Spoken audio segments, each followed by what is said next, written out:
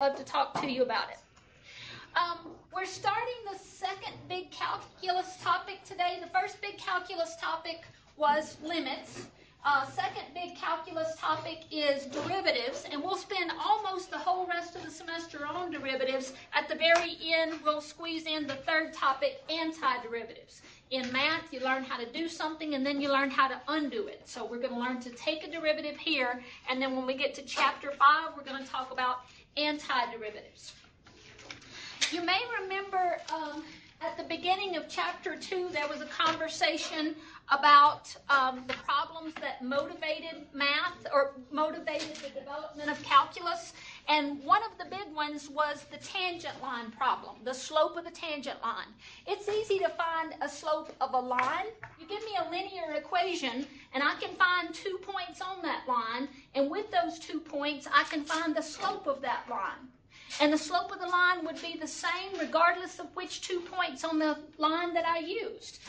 If I use one pair of points, I might get a slope of 10 over 3. If I used points that were farther apart, I might get 20 over 6. But 20 over 6 still reduces to 10 over 3. So the slope of a line is a constant throughout. It doesn't even make sense to talk about the slope of this curve. Now, I'm trying to figure out where I can put this. I would have to set computers down in the floor. Maybe I could balance it there. That's pretty good. Maybe I could do that. It doesn't even make sense to talk about the slope of a curve because the slope of a curve changes throughout the curve. By the way, this is my favorite polynomial in the whole wide world. Her name is Polly. This is Polly the polynomial. She has some fixed points, 3 fixed points, I think, and 2 movable points. But this polynomial helps me talk to you about what the derivative means, because understanding what the derivative means is essential for the whole rest of the semester. It doesn't matter if you're getting the right answer in the back of the book. If you don't understand what that answer means, you're going to struggle the rest of the semester. So I want to help you with that. All right. So, does it make sense to talk about the slope of a curve? It's changing throughout its domain. It does make sense to talk about the slope of a tangent line to a curve. I like my ruler here is the tangent line to this curve at this point. If I ask you for the slope of that tangent line, is it positive or negative? Is that going uphill or downhill from left to right? It's a positive slope. It's a pretty steep slope. I don't know what the slope is. It could be positive 5, positive 10, but it's a very steep slope. What about the slope of the tangent line at, get this one out of the way, at this point? What could you tell me about the slope of the tangent line at that point? It's negative, and again, pretty steep. What about the slope of the tangent line at this point? 0. Slope of the tangent line at this point is 0. That's a huge important thing in calculus, to realize that at all of its peaks and valleys, the slope of the tangent line is 0. Yes, max and mins. We're going to have problems the rest of the semester that say find the point where the profit is maximized. Find the point where the materials used are minimized. Find the point where the velocity is maximized. Every time we have those instructions, we're going to be setting the slope of the tangent line equal to 0, because that's what the slope of the tangent is at those highest and lowest points on the graph. So even though it doesn't make sense to talk about what's the slope of the curve, it does make sense to talk about what's the slope of the tangent line to the curve at a particular point. All right, it makes sense, but how do you find it? How do you find the slope of this line? Well, I could use, this is my moving point, some x, f of x. If I give you an x, you can find the f of x, right? How do you find the f of x or the y? You put in 0 for...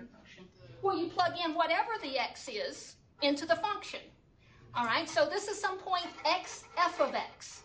And if I leave it right up against this other fixed point, then even though I can't find the slope of the tangent line because I only have this one point, I could find the slope of called the secant line. A secant line joins 2 points on the graph. And I can't find the slope of the tangent line because I only have 1 point, but I can find the slope of the secant line. Now, what if I moved this movable point a little bit closer to that point at which I'm trying to find the slope of the tangent line? What if I moved it right here? I could find the slope of that secant line, and it would be a little bit better approximation of what's going on at this point than when I use this point. If I move this point a little closer to the point that I'm really interested in, then the slope of that secant line is even better approximation of the slope of the tangent line. In other words, the closer that I get this movable point to the point that I'm really interested in, the closer the slope of the secant line will be to the slope of the tangent line. Somewhere in the book, it's going to say the slope of the secant line is a good approximation of the slope of a tangent line as this movable point on the secant line gets closer and closer to the point that you're looking for. Or the distance between this point gets closer and closer to 0. What does that sound like? If I say find the slope of the secant line as the distance between this point and this point gets closer to 0, It's a limit. it's a limit. It's a limit. That's why we talk about limits. Limits are what we use to find the slope of the tangent line at a point. All we can do is take the limit of the slope of this line as the distance between these 2 points gets smaller and smaller. So I don't know if that gave anybody else chill bumps, but that gets me all excited because when I had calculus, I don't think that I understood all semester that all I was finding was the slope of some secant line as this point on the secant line was getting closer and closer to that fixed point that I'm really interested in. All right, let me give you one other example. I don't get to drag Polly out until 2015 now. She exists for this one moment in time every spring. But another example of what a derivative could mean. Let's say, let me get me a sheet of paper here.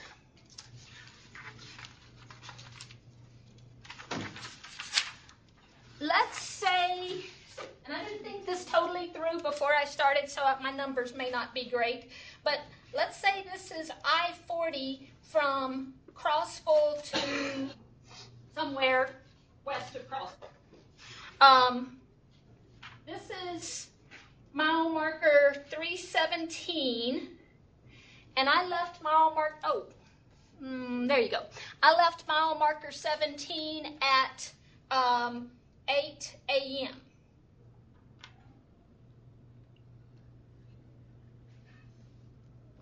And I drive west on I-40 all the way to, let's say, over here somewhere, there's an exit 251 and 4917. Let's say I got there at 9:20. All right, those are the numbers I'm going to stick with, whether they're easy to work with or not. I left exit 317 at 8 a.m. I arrived at exit 251 at 9:20 a.m. Using those 2 points, could you find my average speed between those 2 points? Yes. Absolutely. The average velocity, how would you find the average velocity over that time period? Well, you'd need the change in how the distance you went and how long it took you to go that distance. Absolutely. That's it. You take, remember that triangle delta? Delta means the change in. You take the change in distance divided by the change in time. Now, I told you I didn't think this through in my office completely before I came in here. I need to change my ordered pairs. I need to write them in the order where the time is my x and the distance is my y. How far I've gone depends on how long I've been going. So that your time is your independent variable. Yes. I want the time to be the independent variable. So I apologize to those of you who are writing in pen, but I need to say at 9:20 I was at exit 251, and at 8 a.m. I was at exit 317.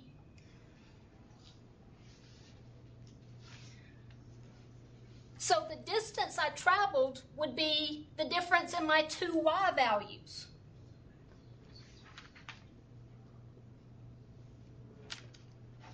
And the time that I traveled would be the distance in my two x values. What formula is that? Slope. That's the slope formula. All right, we're using the slope formula, and we thought we were just using rate equals distance divided by time. Your rate times time equals distance is just another version of the slope formula. Miss Ashley's getting excited. Miss Ashley, thanks for being excited. That gets me excited. I like velocity. All right, so my total distance would be the distance between mile marker 317 and mile marker 251. That's 49 and 17 is 66. Am I right? Y'all help me here. 49, 17, 66.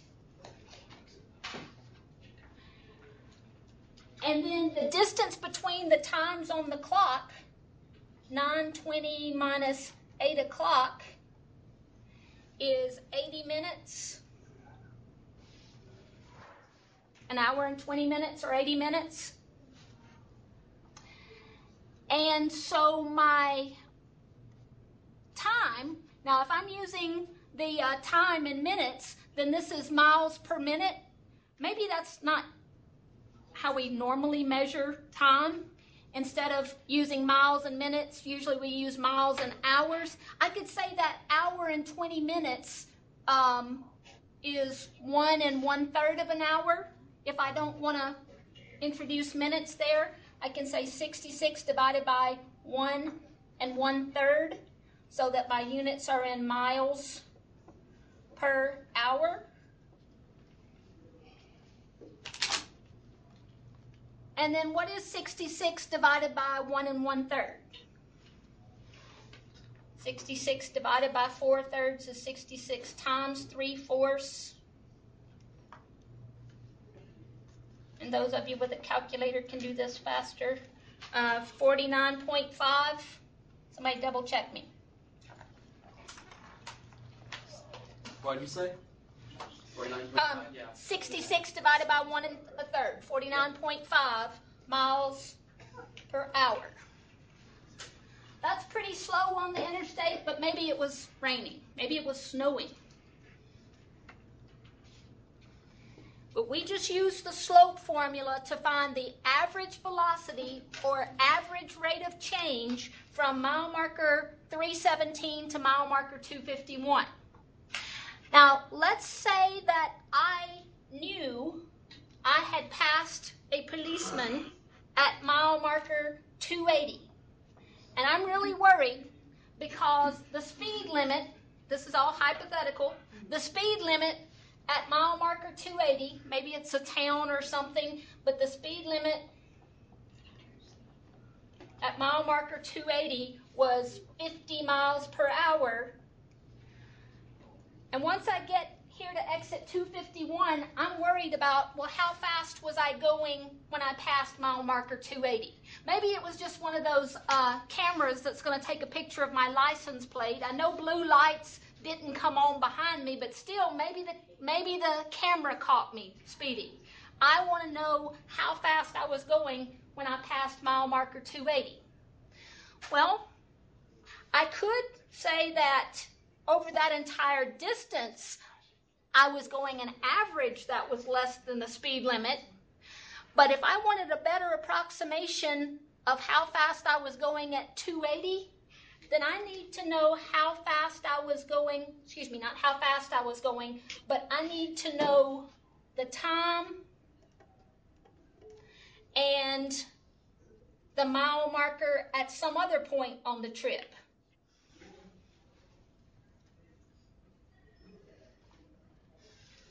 Let's say I knew that at 8:20 I had passed mile marker 300.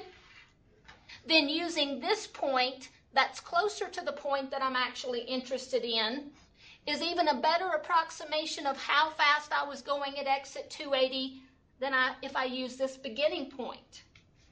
If I used a point that was even closer to 280, that would give me a better approximation of how fast I was going at mile marker 280.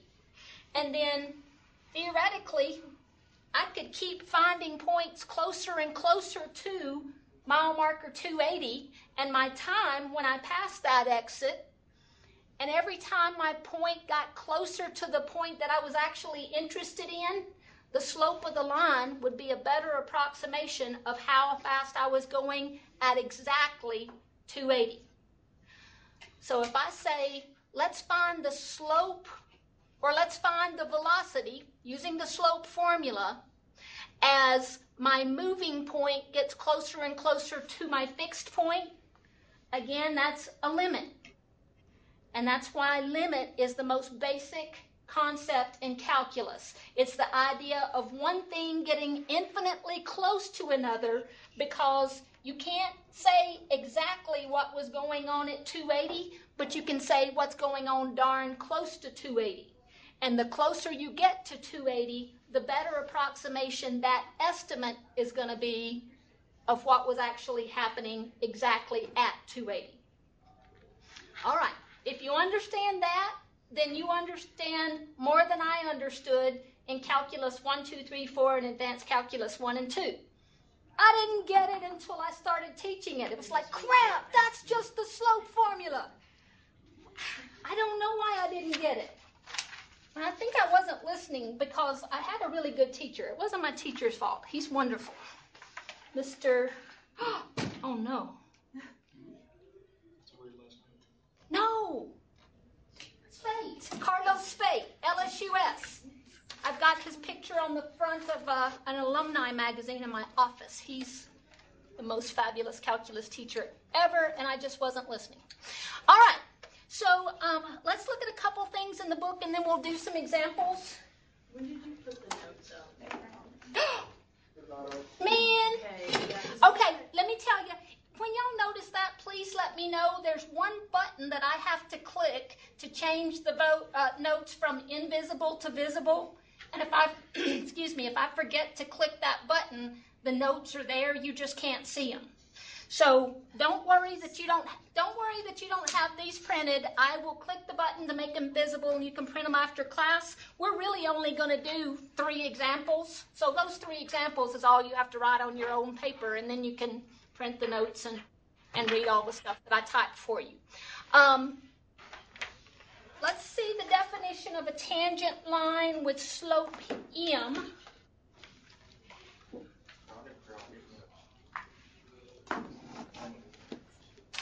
Page 116 to 118.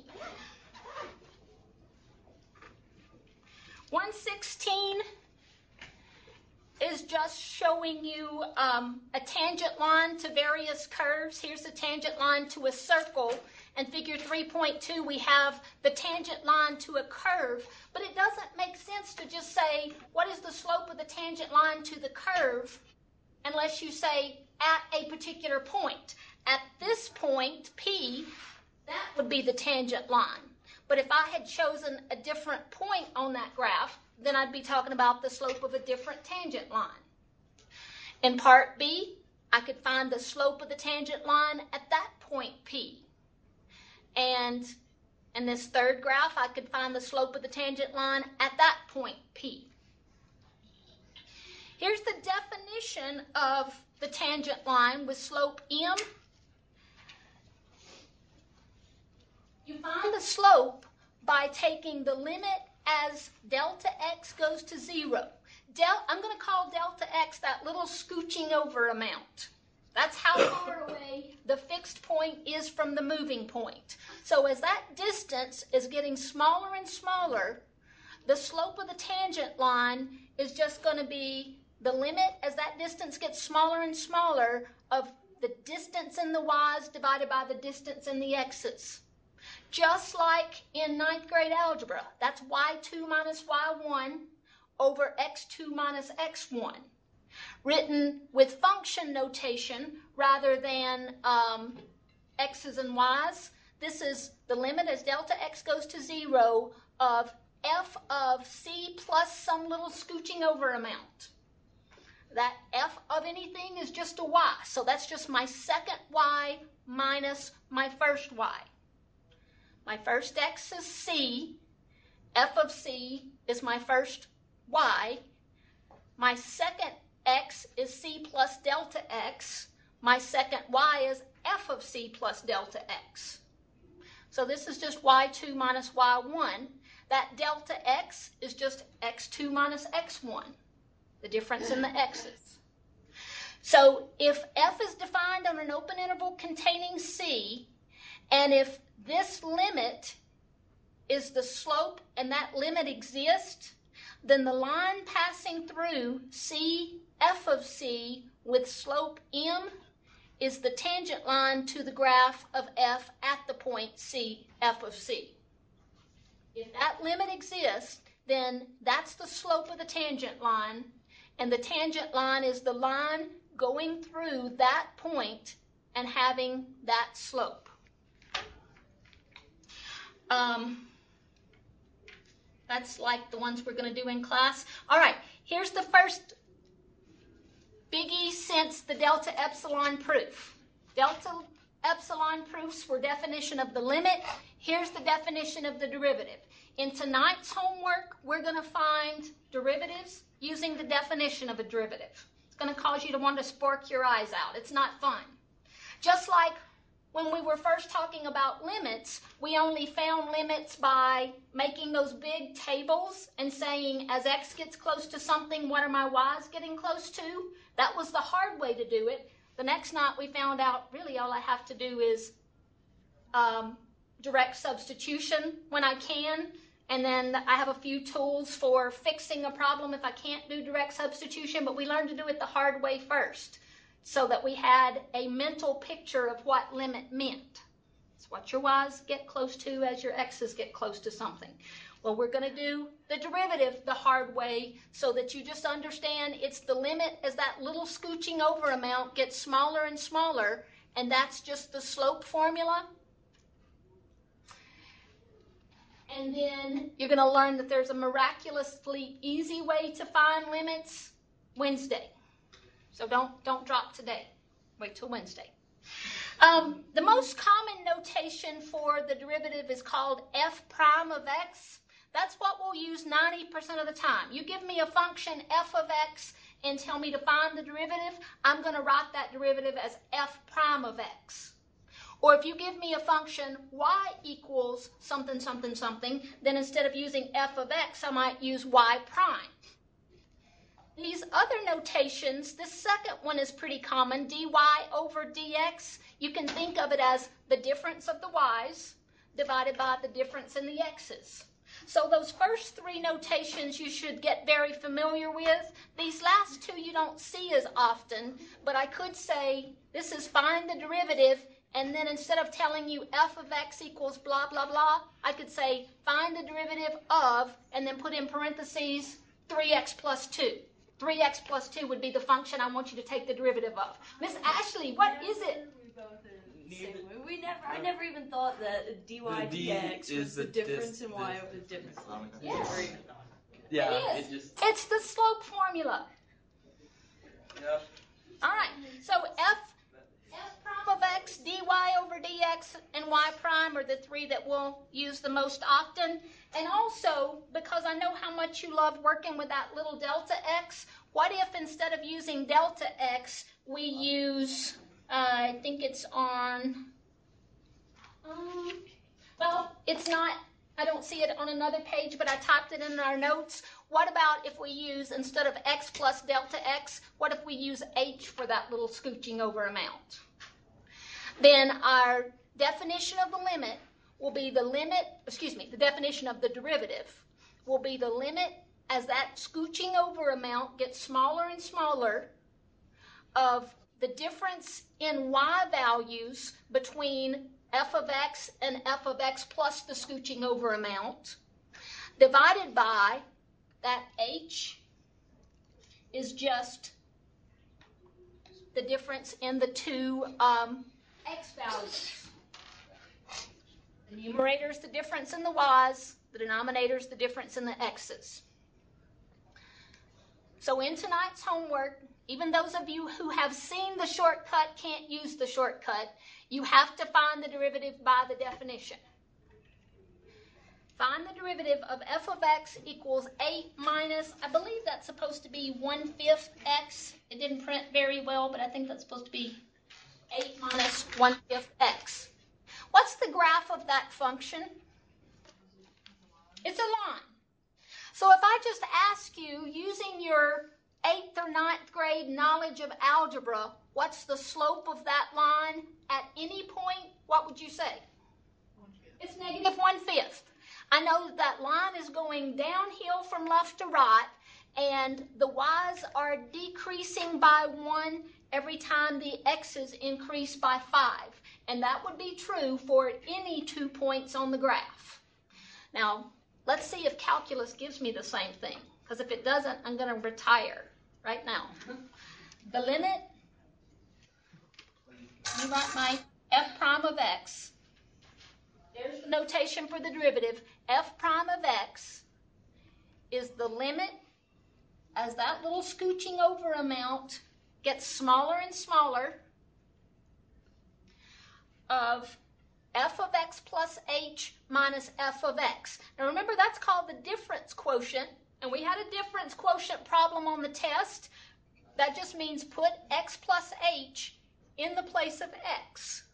So f of x plus h would be 8 minus 1/5 of not just x, but x plus h. That's f of x plus h. And subtract from that the function itself, 8 minus 1/5 of x.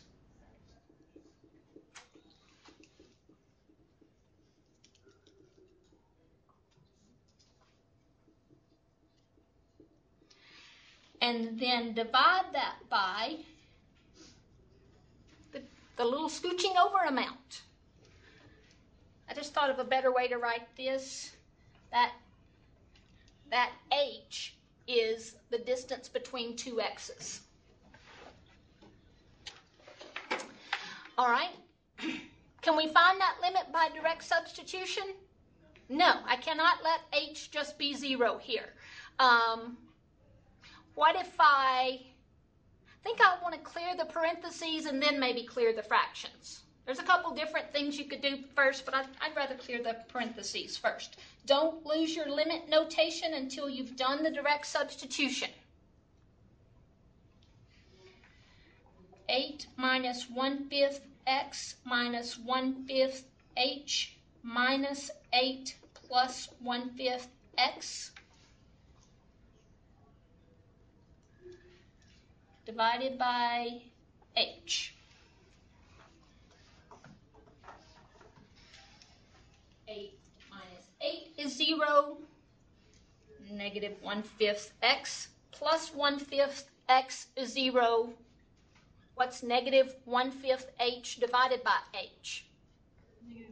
That's just negative 1/5.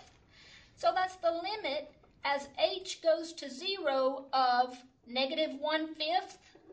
What's the limit of a constant? Just the constant itself. Do you think that it's a miracle that that turned out to be the same thing as the slope of the line? No, that's what's going to happen every time. When you find the derivative of a line, you're just going to get a constant because the slope of a line is constant. But if you find the derivative of something that's not just a line, then you're not just going to get a constant, you're going to get an equation for finding the slope of the line at any given x.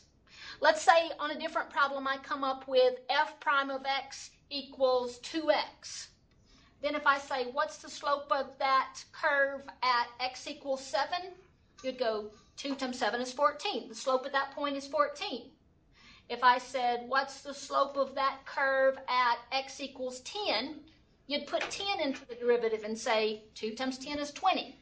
So the slope of a line is a constant. The derivative of a linear expression is a constant, but the derivative of any nonlinear expression is not a constant. It's just a formula for finding the slope of the tangent line at any x you give me. So it's going to be uglier, but let's see if we can find this derivative by the, yes? Are we finding the slope of the tangent line or the secant line? What were you talking about? Okay, that's a good question. Let me make a note right here. This is just the slope of the line, and it's just a constant because that is a line. You don't have to talk about the slope of a line at this point or slope of the line at that point. The slope of the line throughout its entire domain is -1/5. Now, when we evaluate or when we find the derivative for this nonlinear function, if I didn't have the limit there and I just had 2 points and subtracted their y's over the difference in their x's, then I'd be finding the slope of the secant line. The limit moves 1 point closer to the other point, and that gives you the slope of the tangent line. This derivative gives you a better and better approximation of the slope of the tangent line as the distance from the point that you're really interested in and some other point gets smaller and smaller and smaller. So the derivative gives you a formula for the slope of the tangent line. Unless you I'm sorry, what? put in a different distance that's not 0. Then you'd be finding secant. Yeah? Yeah. I'm going to say yeah and then go on. So what about a nonlinear example? Same thing, f prime of x. That's what we're looking for, and there's a much easier way to find it other than the definition. But if I just showed you the shortcut, you'd never understand that the definition is just the slope formula. The limit, as the little scooching over amount gets smaller and smaller, What is it, 2 minus? of f of x plus h. That means put x plus h in the place of x. And I also that makes me want to show you something that several people did on the test. This is f of x plus h. Put x plus h in the place of that x. But what some folks did on the test made me really sad. If f of x is 2 minus x squared, there was a problem kind of like that on the test, and I said find f of x plus h. Some of you just wrote down f of x and then added h on the end. That doesn't mean the same thing. That's not the same thing as putting x plus h in the place of x. So if you did that, you just missed that problem. All right. Here's my f of x plus h minus the function itself. I just made a most common mistake. What is it? If you don't have parentheses, you're not subtracting the whole function, you're just subtracting the 2. So make sure you use parentheses when necessary and divide that by the little scooching over amount. And keep in mind what that h is. That h is the difference in 2 x values, as one point is getting closer to another point. All right? That's the limit as h goes to 0 of 2. I'm going to try to FOIL this out and distribute the negative at the same time. If I can do that and not make a mistake, then skipping a step's fine. But if I am going to make a mistake, then I need to put in a middle step here. When I FOIL x plus h times x plus h and distribute that negative 1, I'll have negative x squared minus 2xh minus h squared.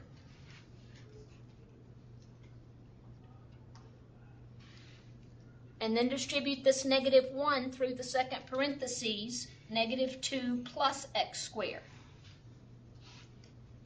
All divided by h.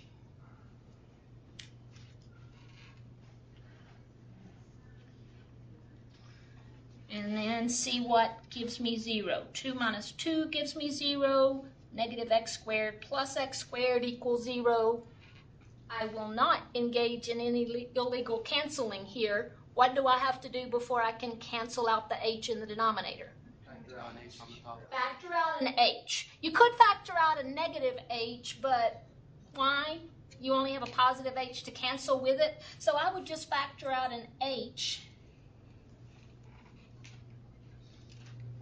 so that I could cancel those h's and be left with the limit as h goes to 0 of negative 2x minus h.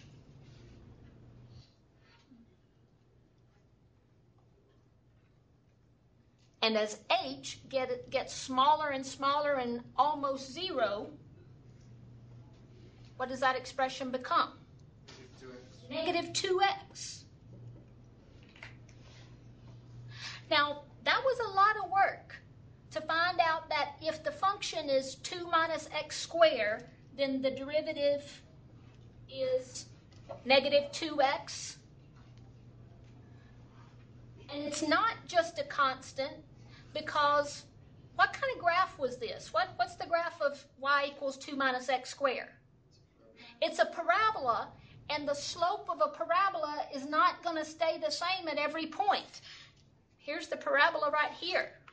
At this point, the slope would be positive. At this point, I chose the point 2, negative 3. The slope would be negative. What if I had chosen the point 0, 1? Then what would the slope of the tangent line be? 0. To find the slope of the tangent line at any point on that graph, I just need to take the x-coordinate and substitute it into the derivative. The slope of the tangent line when x is 2 is negative 2 times 2, or negative 4.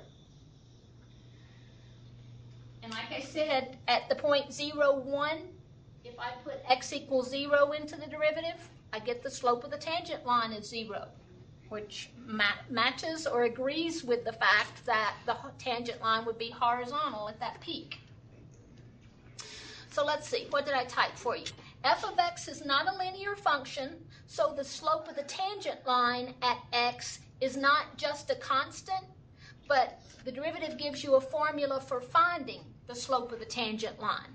If I say, for this function, find the slope of the tangent line at 2, that means find the derivative and then substitute 2 in the place of x. That means the slope of the tangent line to that function at 2 is negative 4. But you're going to love the shortcut. Any questions about what I have typed or what we've talked about so far?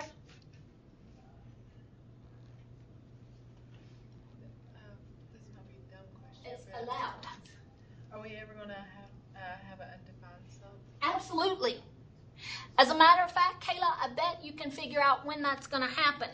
If at this high point, the tangent line is horizontal, and we say the slope is 0, what could give me an undefined slope of a tangent line?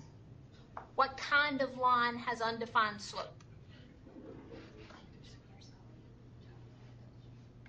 This function,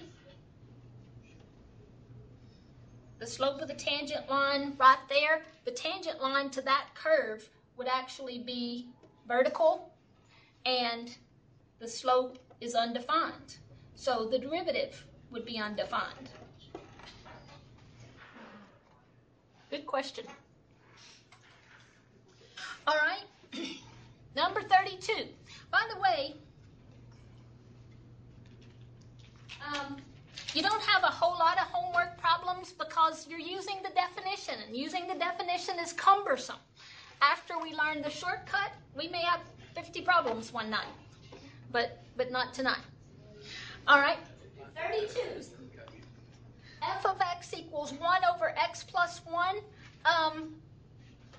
You need to know what that function looks like. What does the graph of 1 over x look like?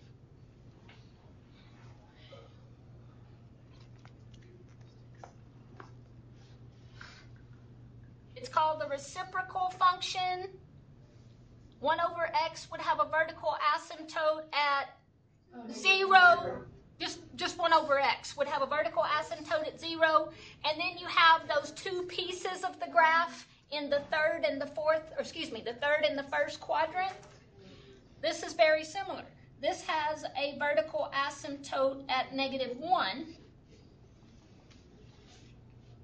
And then I know that to the left of that asymptote, the graph is either above or below the x-axis, and to the right of that vertical asymptote, the graph is either above or below. To figure out above or below, pick some x to the left of -1. If you let x be -2, are you going to get a positive or a negative y value? Negative y value, so the graph is, that portion of the graph is below the x-axis. And to the right of that asymptote, if you let x be, say, 0, are you going to get a positive or a negative y? Positive. So that portion of the graph is above the x-axis. It doesn't make any sense to say, what's the slope of the tangent line to that curve? If you ask me that, I'm just going to say, that doesn't make any sense. Give me a point. I can talk about the slope of the tangent line at that point. I can talk about the slope of the tangent line at that point, but it does not make sense to just say, what's the slope of the tangent line? That's equivalent to, in algebra, saying, what's the log? What? Tell me what you want the log of, and I'll tell you what it is. But you don't walk up to somebody and say, what's the log, or what's the square root? It doesn't make sense unless you say of something or at a particular point. So in the A part, it didn't just say find the equation of the tangent line. Well, you got to give me a point. If you give me the point 0, 1, that's this point right here. If the one thing I can tell you is that the tangent line would it have a negative slope or a positive slope at the point 0, 1? It would have a negative slope and not so steep. It might be close to 0. It might be -1/2 or -1/3. But it's not very steep. It's kind of flattening out as we go in that direction. So if I say find the equation of the tangent line, the first thing you have to think is find the slope of the tangent line.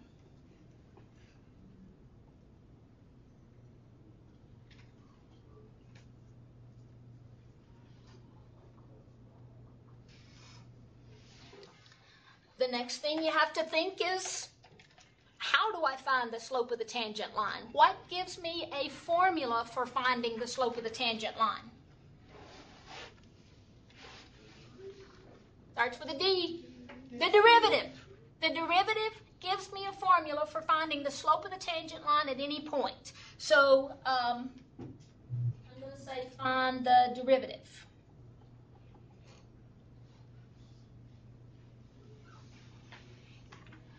All right. You may be glad you didn't print the notes because I'm not sure I can squeeze that in right here, but I'm going to try. F prime of x is the limit as that little scooching over amount gets smaller and smaller of f of x plus some little scooching over amount What is f of x plus h here? 1 over x plus h plus 1. Just put x plus h in the place of x. 1 over x plus h plus 1. And subtract from that what? X. You know what? I wrote something wrong. What's wrong with what I wrote? I don't need the f. I've already put the x plus h in place of the x. Yeah. I've already put the x plus h in place of the x, so I'm not going to put that back into the function again. Just f of x plus h minus the function itself divided by the little scooching over amount. We put the x plus h in the first part in parentheses if it makes us feel better. If it makes you feel better, yes. I can't evaluate that by direct substitution. So what tool do I have? You have to not rationalize, but get rid of the fractions first. Get rid of the baby fractions. Simplify the complex rational expression by multiplying both numerator and denominator by the LCD of the baby denominators. What's the LCD of the baby denominators? X plus h plus 1. All right, it has to have both of those denominators. X plus h plus 1 times x plus 1 over itself.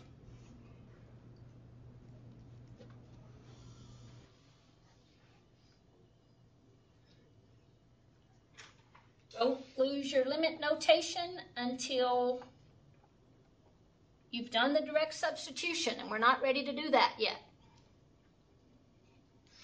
When I multiply the LCD times this first term, what's left? Just the x plus 1. When I multiply the LCD times this second term, what's left? X plus h plus 1, but all of that is multiplied by negative 1. So what? Make sure you watch out for that. Minus x minus h minus 1 divided by the h, the x plus h plus 1 times the x plus 1.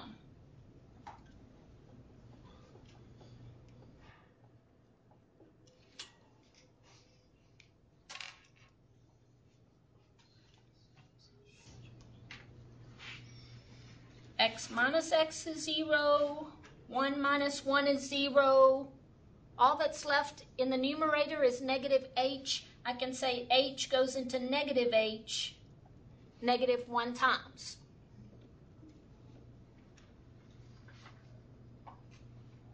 So if that little scooching over amount is getting smaller and smaller and smaller, what's this denominator becoming? X plus 1 squared. Just x plus 1 squared, and the numerator is negative 1.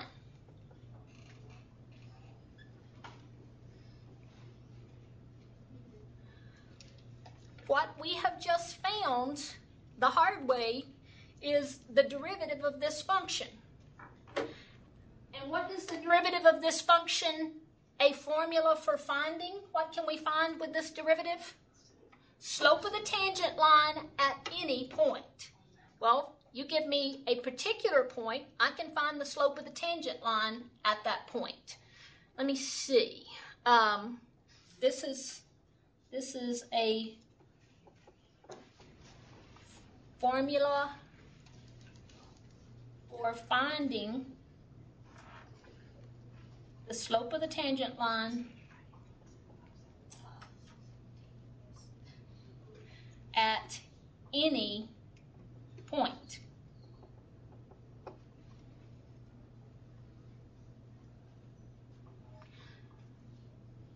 So if you want me to find the slope of the tangent line in particular at the point 0, 1, how do I find that?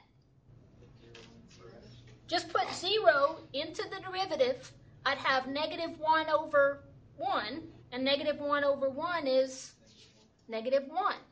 The slope of the tangent line at 0, 1 is what you get when you put 0 into the derivative, and that's negative 1. Now, since you don't have the notes, I can cover this up and make you think about it. Is that what I was asked to find, the slope of the tangent line at 0, 1? No, I wasn't asked to find the slope of the tangent line. I was asked to find the equation of the tangent line. Well, what two things do I know now? The slope and, yes, in particular, this is the y-intercept. Even if x wasn't 0, it would still be a point on the line. So you give me a point and a slope, how am I going to find the equation of the line? Point slope form. Y minus y1, this is x and y. Y minus y1 equals m times x minus x1. That all boils down to the equation y equals negative x plus 1. Where did you get your x's and your y's to plug into that? From this slope and this point. The slope I found and the point I was given. And just substituted that into point slope form.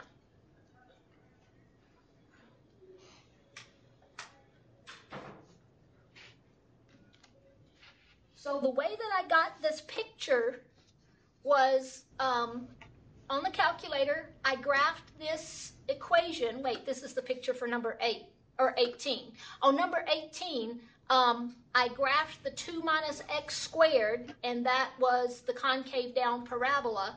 I must have gone ahead and found the equation of the tangent line and typed that in as my second equation.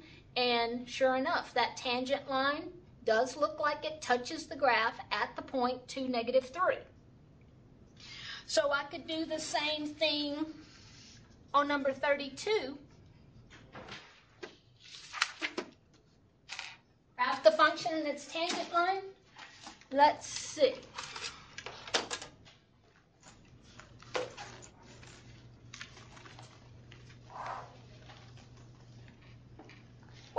What's the function that I want to graph?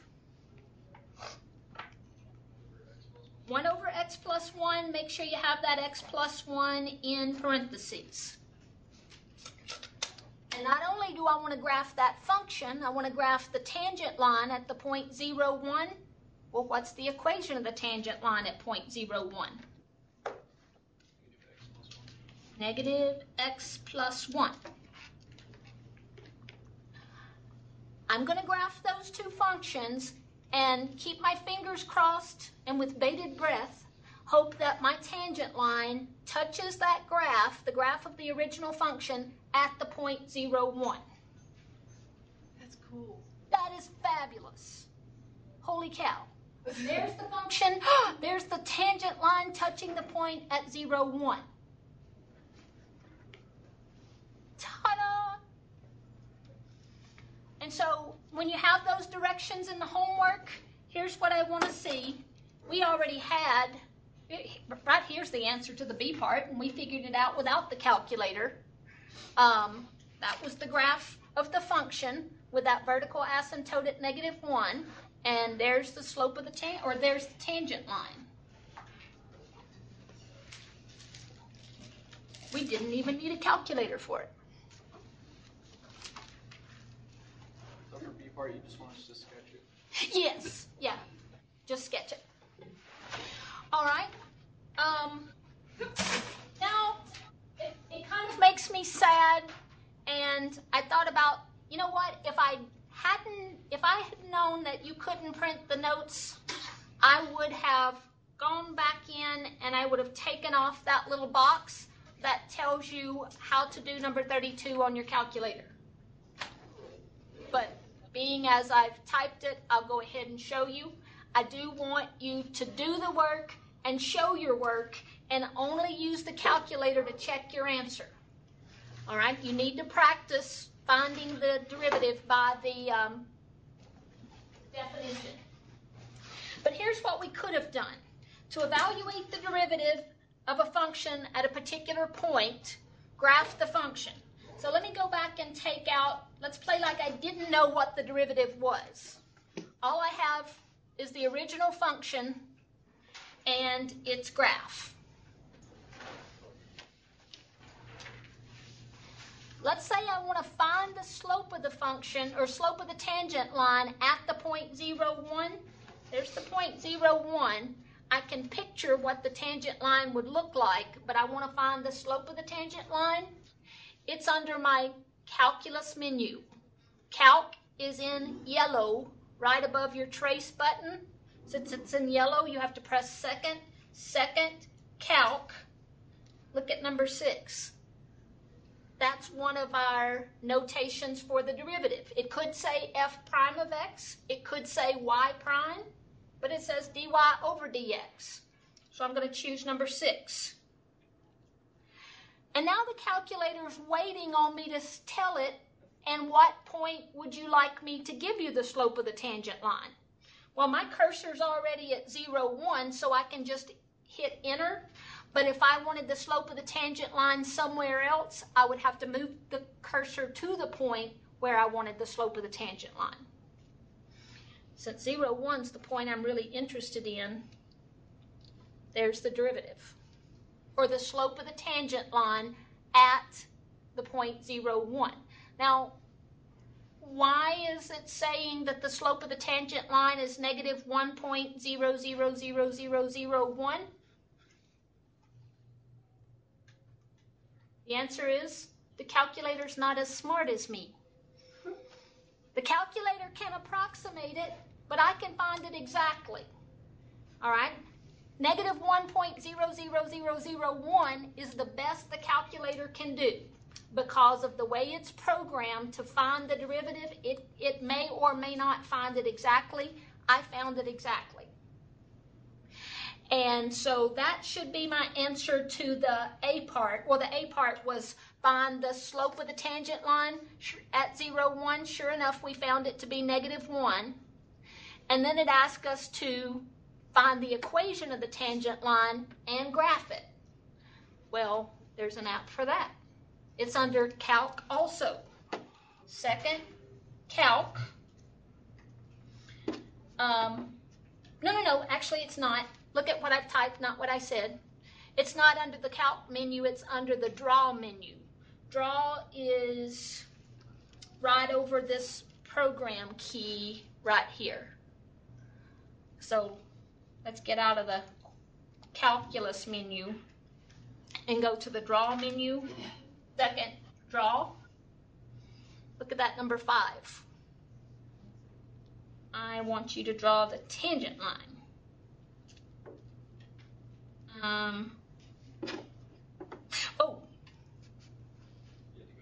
I have to graph it first.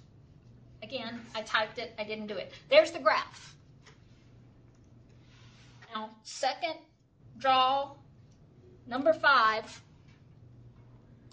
And the calculator's waiting on me to say, at what point would you like me to draw the tangent line? Well, 0, 1 just happens to be the point that I'm interested in. If it was some other point where I wanted the tangent line, I'd have to move the cursor. But since I want the tangent line at 0, 1, boom, there it is. And not only has the graph just given me the answer to the B part, it graphed the function and the tangent line at 0, 1. At the bottom of the screen, it even gave me the equation of the tangent line. Y equals negative x plus 1. Isn't that what we got? Only our answer is better than the calculator's answer because the calculator thinks it's negative 1.000001 x plus 1. All right. So use your calculator to check your answer. Don't just turn in answers from your calculator in the homework. Any questions? But what some of you, I wanted to say about the test. Trying to think, what was number 1 on the test? It was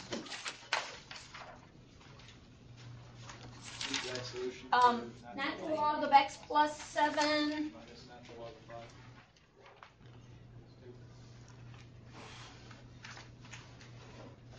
That was the first problem on the test.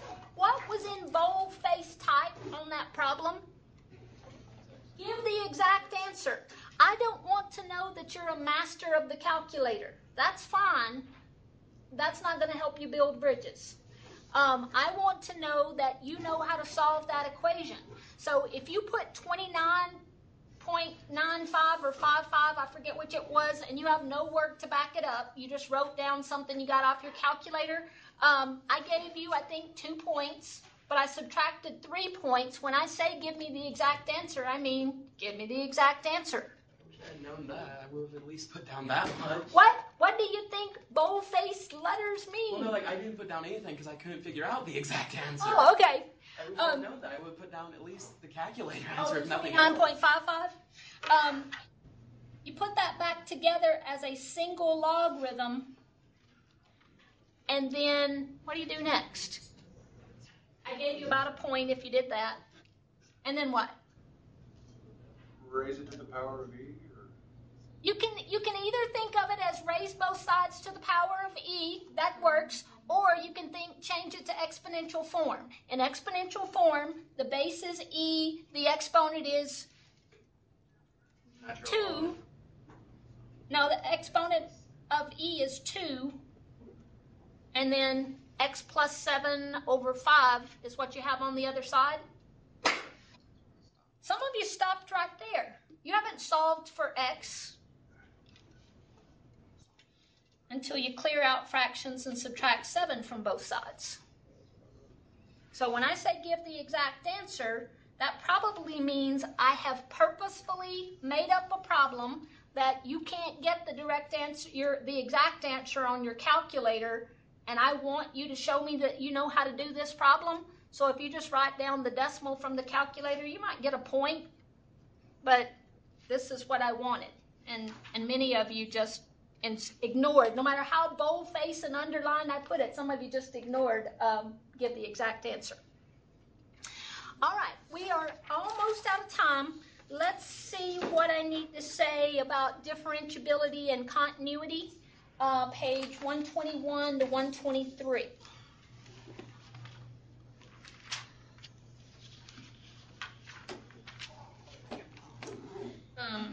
121. Right here at the bottom of the page. The following alternative limit form of the derivative is useful in investigating the relationship between differentiability and continuity. This is just a third way of writing the definition of the limit. Instead of h, we have x minus c. Instead of x and x plus h, we have x and f of c. But it's just another way to write the definition. In order for that limit to exist, in order for any limit to exist, both one-hand limits have to exist. Those one-sided limits are called the derivative from the left and the derivative from the right. Just like you can find the limit from the left and the limit from the right, you can find the derivative from the left and the derivative from the right. It follows that f is differentiable on the closed interval from a to b if it's open on the open interval, differentiable on the open interval. Ooh, I gotta sneeze. Excuse me. And the derivative from the right and the derivative from the left, the derivative from the right at A, and the derivative from the left at B both exist. In other words, this function is continuous at, let me see if it says it better on the next page. No. This function is continuous at some point C, f of C, if the derivative exists at that point. one other thing I want you to highlight, and it's on page 123. Two things, actually. Theorem 3.1, if a function is differentiable at C, then it has to be continuous at C. Since the definition of the derivative is a limit, and that means the two-sided limit exists. If the two-sided limit exists, then the function is continuous at x equals C. And then the last thing, if a function is differentiable at x equals C, then it's continuous at x equals C. If you can find the derivative, then the function's continuous at that point. Differentiability implies continuity. However, the reverse is not true. Just because something is continuous doesn't mean it's differentiable. If it's differentiable, it's continuous, but it can be continuous and not differentiable. So the last problems in the homework, 83 through 89.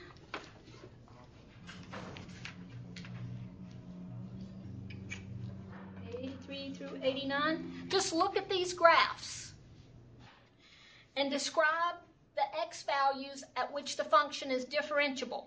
Well, let me make sure I say this right.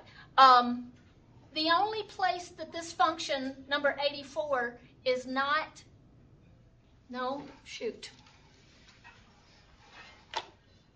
going to end on a bad note. That sucks. I've been doing well. Describe the x values at which the function is differentiable. Let me give you the shortcut way of saying it.